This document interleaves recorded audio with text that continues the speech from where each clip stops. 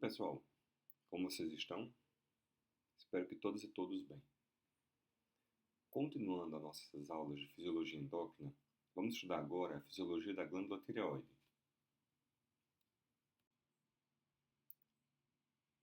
Como a gente pode observar aqui na figura, a tireoide fica na região anterior do pescoço, imediatamente abaixo da cartilagem tireoideia, aderida anterior e bilateralmente à traqueia. Possui dois lobos, um direito e um esquerdo, unidos entre si por um istmo de parênquima glandular. No adulto, pesa entre 15 e 25 gramas e tem um aspecto que lembra uma borboleta. Embora, a partir da sua descrição inicial anatômica, recebeu esse nome tireoide, que vem do grego tíreos, escudo, oide em forma de, porque a sua forma lembrava um escudo. É uma das maiores glândulas do nosso corpo.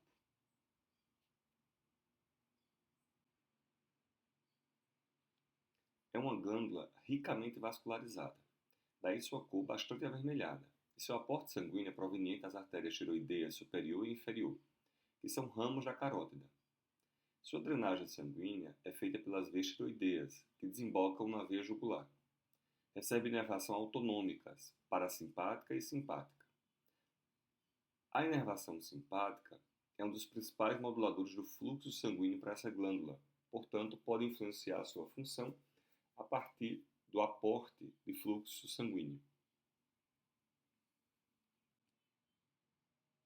Do ponto de vista histológico, essa glândula é formada por folículos, que são estruturas globulares revestidas por uma camada única de células cúbicas, um epitélio cúbico simples, como a gente pode observar aqui à direita.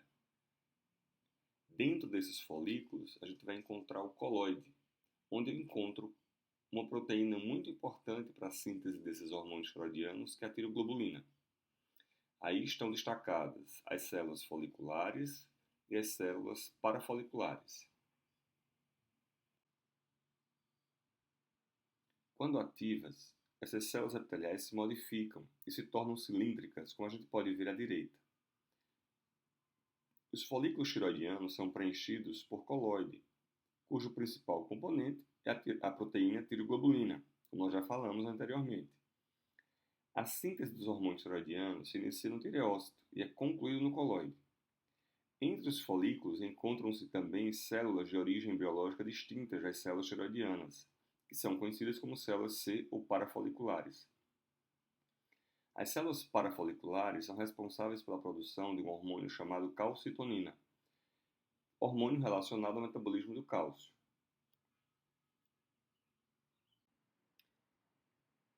Bom, pessoal, vamos conhecer então a biossíntese desses hormônios. A biossíntese das iodotironinas depende fundamentalmente do iodo. É preciso lembrar que esse epitélio é um tipo de epitélio polarizado. Mas o que isso quer dizer? Observe que essa membrana voltada para o capilar sanguíneo, à esquerda, é chamada membrana basolateral. Já a membrana voltada para a direita, para o colóide, é chamada membrana apical. Existem proteínas que são expressas exclusivamente na membrana basolateral, como a gente pode observar, a bomba sódio-potássio ATPase, o cotransportador sódio-iodeto, chamado NIS, enquanto na membrana apical há outras proteínas, como a pendrina, que permite o efluxo do iodeto para o colóide, e a tiroperoxidase, ou TPO, que só são expressas na membrana apical. Por isso, é um polo. Cada região da membrana funciona de forma diferente. A primeira etapa da biossíntese dos hormônios tiroidianos depende da ligação do TSH ao seu receptor, o que gera a captação do iodeto pelo tireócito através da proteína NIS, o cotransportador sódio-iodeto. Esse iodeto é transportado de dentro do tireócito para o colóide através da proteína canal que permite o fluxo de ânion, chamada pendrina, que está na membrana apical, como já sabemos. Na membrana apical também se localiza uma enzima chamada tiroperoxidase, ou simplesmente peroxidase ou TPO, a qual oxida o iodeto a iodo e, em paralelo, também resíduos de aminoácido tirosina são oxidados, que estão localizados na tiroglobulina, gerando as condições ideais para que o iodo oxidado se incorpore nas tirosinas da tiroglobulina, processo chamado de organificação do iodo ou iodação da tiroglobulina. Quando uma molécula de iodo se incorpora na tirosina da tiroglobulina, é gerado uma monoiodotirosina, MIT. E quando dois iodos se incorporam à mesma tirosina, se forma uma diiodotirosina, DIT. Algumas MIT e DIT sofrem processo de acoplamento, que também é catalisado pela TPO, e geram as tironinas, ou seja, duas tirosinas acopladas que vão formando assim. Dois MIT acoplados formam uma diiodotironina, ou T2. Um MIT mais um DIT formam uma triodotironina, ou T3.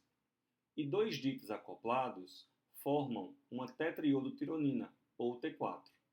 A gente já sabe que T2 não tem função biológica, T3 é o hormônio biologicamente ativo e o T4 a reserva hormonal, ou pró-hormônio.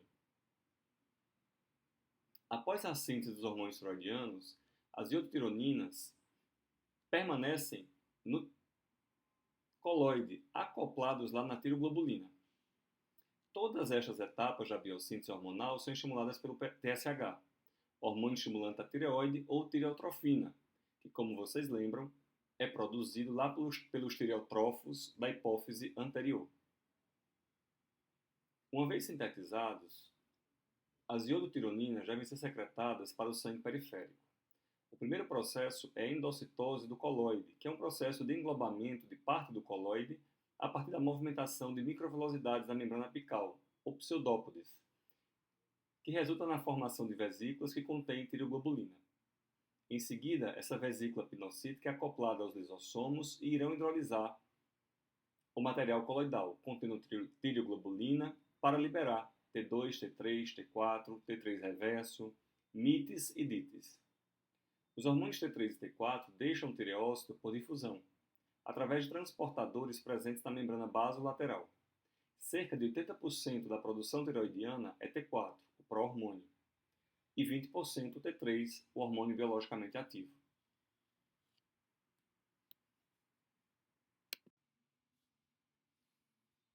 Aqui está a representação, a tirosina sendo iodada, formando tetraiodotironina ou triodotironina, que são as formas conhecidas dos hormônios esteroidianos.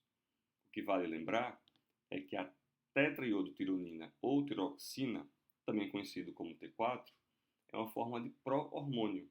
Não tem atividade biológica reconhecida, uma vez que o receptor para esse hormônio só reconhece a forma triodotironina, ou T3, que é o hormônio biologicamente ativo.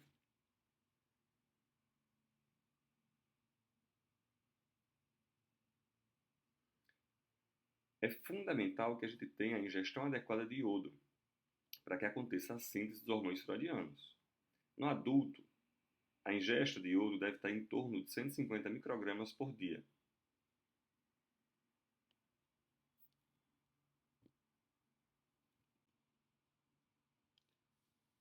Lembrando que, embora os hormônios esteroidianos sejam derivados de aminoácidos, eles são pouco hidrossolúveis.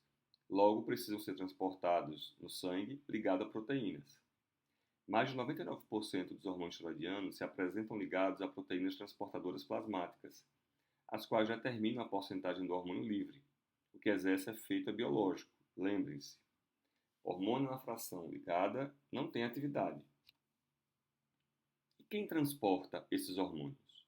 Bom, são essas as proteínas. A globulina transportadora de hormônio tiroidiano, TBG, a transtiretina e a albumina. São as principais, mas também algumas lipoproteínas. A TBG e a TTR apresentam maior afinidade ao T4 em relação ao T3, de modo que, em termos percentuais, há mais T3 cerca de 10 vezes do que T4 circulando na forma livre. Já a albumina se liga tanto a T3 como a T4 com a mesma afinidade. Bom, aqui a gente pode ver a desiodação dos hormônios esteroidianos, que é um processo dependente de enzimas chamadas desiodases. Existem três isoformas, a desiodase 1, 2 e 3, que são expressas em diferentes tecidos e controladas de diferentes formas. Vamos ver aqui, no primeiro momento, que o T4 é um pró-hormônio. Para que ele se torne ativo, é preciso que ele sofra uma desiodação, ou seja, que ele perca um iodo. A depender de onde existe essa perda, você pode ativá-lo ou inativá-lo. Vamos olhar aqui em cima na figura o T4 com seus dois anéis aromáticos, onde nós encontramos 4 iodos. Por ação da desiodase 1 e 2, ocorre uma desiodação do anel externo. Portanto, quando vocês comparam com a triiodotironina ou T3 ativa, vocês observam 3 iodos. Entretanto, se vocês compararem agora a ação das desiodases 1 e principalmente a 3, haverá uma desiodação, só que do anel interno, dando origem ao T3 reverso, que é a forma inativa desse hormônio. Tanto o T3 como o T3 reverso, por ação das desiodases, podem ser convertidos a T2, que também não tem atividade biológica. Além disso, esses hormônios podem ser metabolizados no fígado com a adição do ácido glicurônico ou a sulfatação e, portanto, serem eliminados através das fezes. Esse processo nós chamamos de conjugação hepática.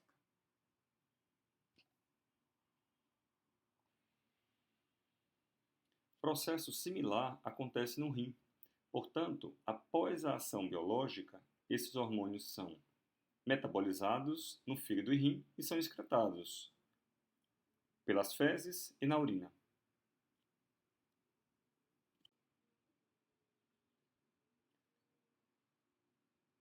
A principal regulação da função tiroidiana se dá pelo eixo hipotálamo, hipófise e tireoide. Então, lembrando a vocês que o hipotálamo produz o hormônio liberador de tireotrofina, ou TRH, lá no núcleo paraventricular.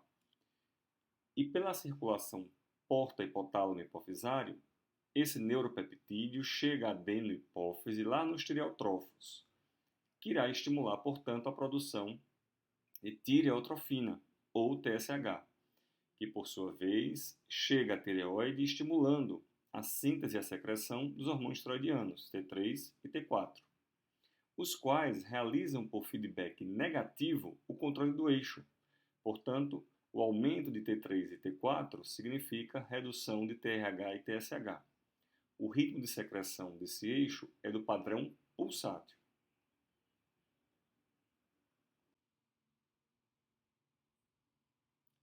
Além do TSH, que é o principal estimulador da tireoide, outros fatores podem influenciar, como por exemplo o iodo. A menor ingestão de iodo leva a menor síntese dos hormônios tiroidianos, T3 e T4, e consequente aumento sérico dos níveis de TSH, assim como também de TRH. Em compensação, se você é submetido a uma ingestão moderada por pouco tempo de iodo, esse aumento da disponibilidade do iodo aumenta a síntese dos hormônios T3 e T4. Porém, se você é exposto a uma alta ingestão aguda de iodo, a síntese desses hormônios é inibida. É o que nós chamamos de efeito Wolff-Chaikoff, porque o excesso de iodo inibe a proteína NIS, o cotransporte de iodeto e sódio, a atividade da tireoperoxidase e também a atividade do receptor TSHR. Como a gente já sabe, a maior fonte de iodo no planeta é o mar. Assim sendo, os alimentos ricos nesse elemento são produzidos principalmente por derivados do ambiente marinho, dos frutos do mar. Nas regiões próximas ao litoral, também se acumula iodo no solo, proveniente da chuva, proveniente da evaporação da água do mar. Desta maneira, frutas e vegetais cultivados nesses locais absorvem significativas quantidades de iodo, o que facilita o acesso para populações que vivem próximas ao mar. Recomenda-se diariamente a ingestão de pelo menos 150 microgramas de iodo para um adulto normal. O problema é que em regiões geograficamente distantes do mar, com solo pobre em iodo, As populações podem não ter acesso a essa quantidade mínima.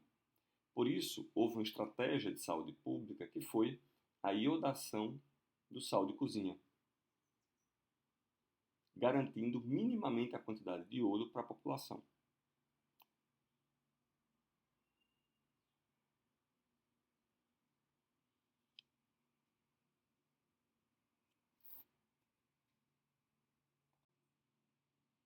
A gente pode observar aqui na figura um caso chamado bócio endêmico. Populações que não têm acesso ao iodo e, portanto, têm prejudicado a sua função tiroidiana, eles podem desenvolver um quadro de aumento glandular. Lembrem-se, como não se tem iodo, a baixa produção dos hormônios tiroidianos deixa de exercer o feedback negativo sobre o eixo, aumentando os níveis de TRH e TSH. O TSH, por sua vez, é um hormônio trófico, que atua estimulando o crescimento glandular e, por isso, gera esse quadro de aumento de volume da glândula conhecido por bócio. Aqui a gente pode observar a quantidade de iodo necessária por faixa etária. Veja que o recém-nascido e a criança precisa de no mínimo 90 microgramas dia. É fundamental ter hormônio tiroidiano para essa fase do desenvolvimento. O desenvolvimento embrionário e também na vida pós-natal. Na idade escolar, adolescência, 120 a 150, porque é importantíssimo para o desenvolvimento do organismo. Adulto, 150 a 200 microgramas. E durante a gravidez e lactação, isso aumenta para em torno de 200 a 300 microgramas de iodo dia. Ou seja, durante a gestação, é fundamental se garantir o aporte de iodo para a mulher para que ela tenha função tiroidiana normal.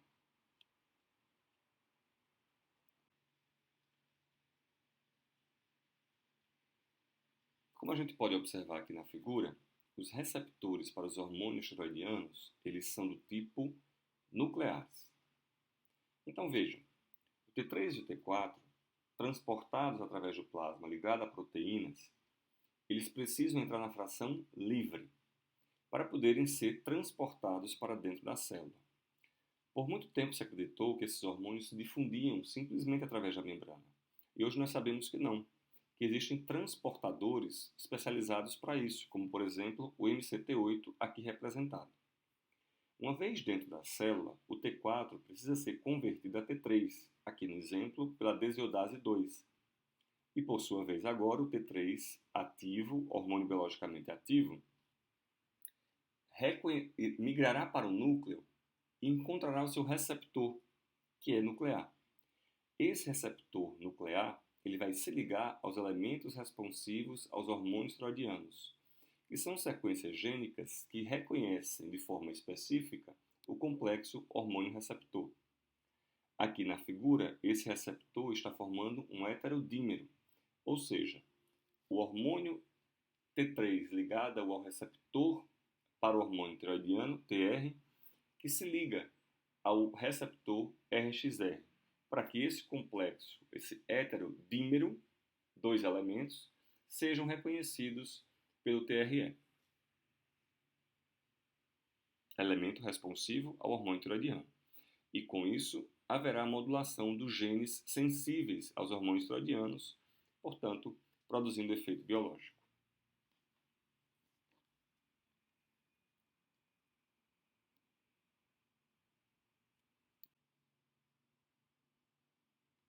Nessa figura, a gente pode observar o efeito dos hormônios tiroidianos na taxa metabólica basal, ou seja, no conjunto de reações químicas que gastam energia para manter a homeostase corporal em situações basais. Além disso, é possível perceber que a injeção de tiroxina não gera alteração imediata, ao contrário, há um período de latência para o fenômeno ocorrer. Uma vez que o efeito começa, ele aumenta progressivamente e atinge o nível máximo de 10 a 12 dias depois. E isso declina com meia-vida em torno de 15 dias. Parte desses efeitos pode persistir por até 6 semanas ou até 2 meses. Essa latência observada com a injeção de tiroxina também indica a conversão periférica a T3, hormônio diretamente envolvido no aumento da taxa metabólica basal.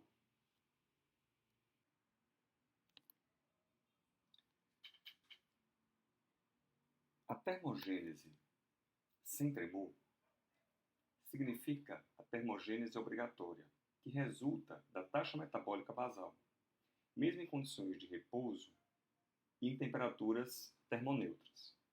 Ou seja, o conjunto de reações químicas que são necessárias para a manutenção da homeostase corporal e, com isso, a produção de calor.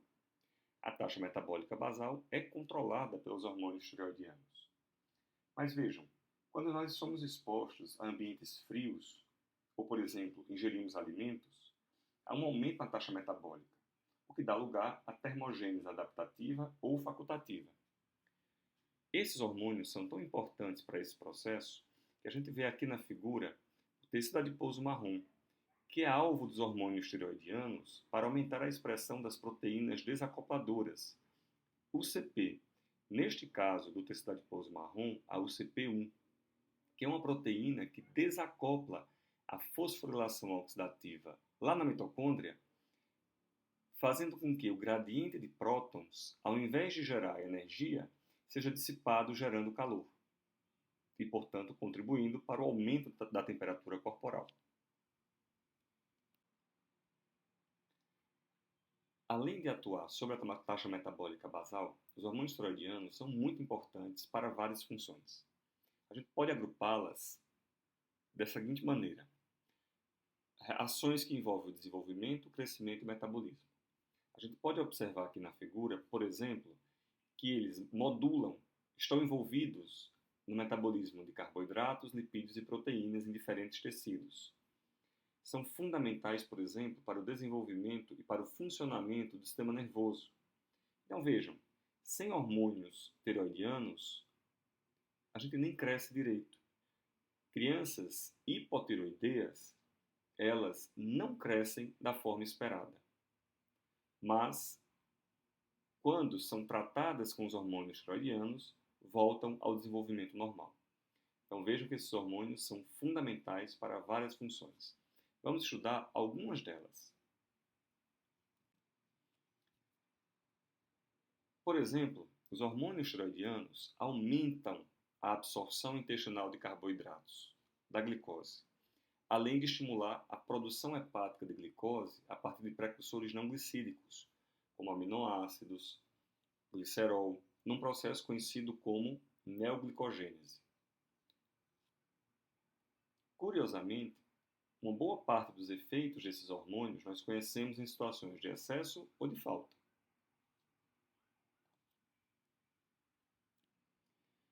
Esses hormônios eles também podem modular a atividade cardíaca e o sistema vascular, ou seja, cardiovascular. Por várias razões. Vou destacar a primeira, porque eles aumentam a sensibilidade do tecido cardíaco às catecolaminas, adrenalina e noradrenalina. E com isso, são capazes de aumentar o débito cardíaco, que é um produto entre a frequência cardíaca e o volume sistólico. Esses conceitos nós iremos trabalhar lá na fisiologia cardiovascular. Mas é bom citar para que você já tenha uma ideia da conexão entre o sistema endócrino e cardiovascular. Aliás, endócrino e todos os sistemas. Embora haja um aumento do débito cardíaco, o aumento excessivo de hormônios tireoidianos não leva a um aumento da pressão arterial média significativo. Isso porque a pressão arterial média significa frequência cardíaca multiplicada pela resistência vascular periférica. E como a gente pode observar aqui, o excesso de hormônio tireoidiano, por seus efeitos termogênicos ou calorigênicos, são capazes de reduzir a resistência vascular periférica, gerando vasodilatação.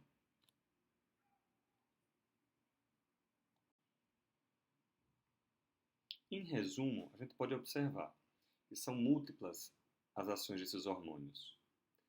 Então vocês podem olhar passo a passo o metabolismo, como por exemplo, lipólise, mas também lipogênese, vai depender sempre da concentração desses hormônios, taxa metabólica basal, que é medida pelo consumo de oxigênio, absorção de glicose, no sistema cardiovascular, aumenta o débito cardíaco, e aí desenvolvimento e crescimento de vários tecidos, e em especial do sistema nervoso. Vamos olhar com cuidado as ações deles no sistema nervoso. Os hormônios tiroidianos são essenciais para o desenvolvimento e o funcionamento do sistema nervoso. Durante o período embrionário, é fundamental os níveis ideais de T3 para o desenvolvimento dos axônios e dendritos, formação de sinapses ou sinaptogênese, produção de fatores neurais de crescimento como a neurotrofina e o fator neurotrófico derivado do cérebro, assim como a mielinização e a migração neuronal. Desse modo, a deficiência de produção de hormônios tiroidianos pelo feto tem repercussões extremamente graves para o desenvolvimento do sistema nervoso, gerando um quadro que nós conhecemos como cretinismo, ou hipotireoidismo congênito.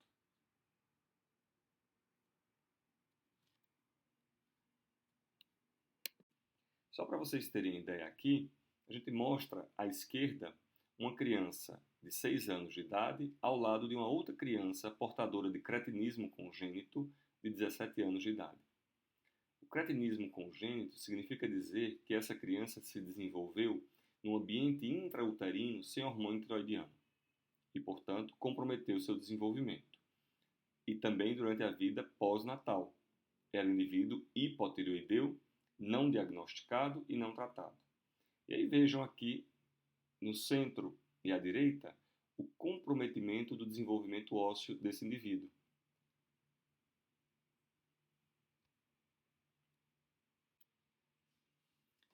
Existe um quadro chamado doença de Hashimoto ou hipotireoidismo.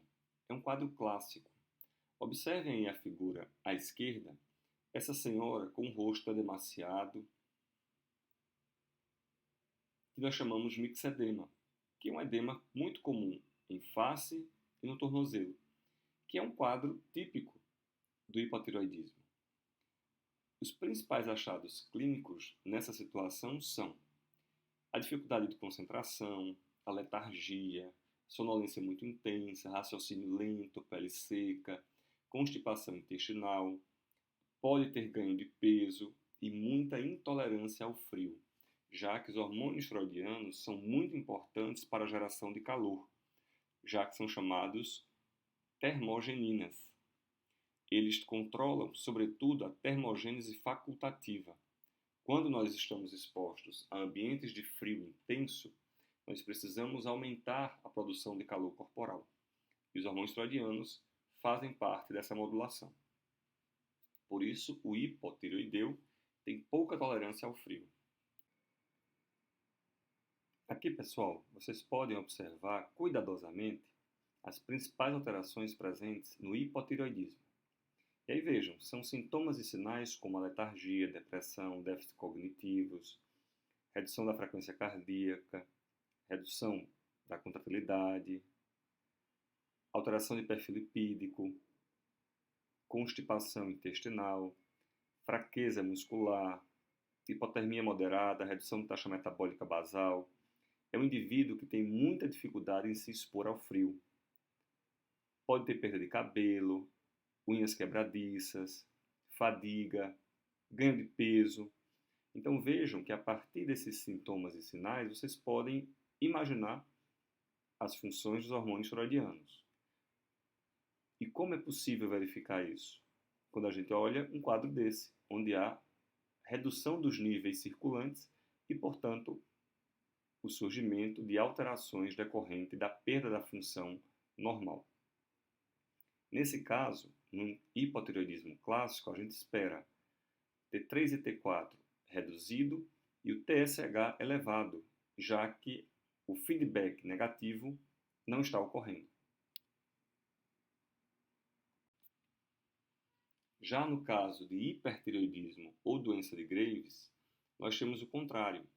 Um indivíduo que não consegue dormir bem, extremamente nervoso, irritado, com muita fraqueza muscular, já que o excesso de hormônio tiroidiano leva à perda de proteína no músculo, palpitações, arritmias, já que os hormônios tiroidianos aumentam a sensibilidade do coração às catecolaminas. É um indivíduo que emagrece muito, porque o excesso de hormônio tiroidiano gera, além da perda de massa magra, também a lipólise no tecido adiposo branco e a perda de massa gorda. E é um indivíduo extremamente intolerante ao calor. Lembrem-se que o hormônio tiroidiano produz calor e em excesso produz ainda mais. Por isso, o hipertireoideu ele não tolera variações de temperatura quente.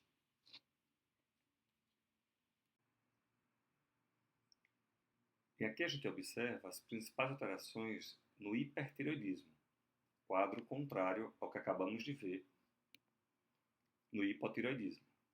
Vejam, o indivíduo hipertireoideu é um indivíduo agitado, ansioso, com dificuldades para dormir, ele tem aumento de frequência cardíaca, contratilidade, ele tem aumento de motilidade intestinal, diarreia, tem um intenso catabolismo proteico, portanto ele perde muito peso, tem aumento da taxa metabólica basal, além de, em casos mais graves, aparecer essa exoftalmia, que é aquele olho esbugalhado, e é um indivíduo extremamente intolerante ao calor. Você já pode imaginar por quê, já que os hormônios tiroidianos são termogênicos. E aí, observem aqui cuidadosamente que a gente também pode atribuir parte das funções conhecidas em situações em que a gente observa o excesso do hormônio. Como é que será que está o eixo hipotálamo, hipófise, tireoide? Bom, nesse caso, onde eu tenho um aumento do T3 e do T4, há um excesso de bloqueio desse eixo, portanto, os níveis de TSH estarão baixos.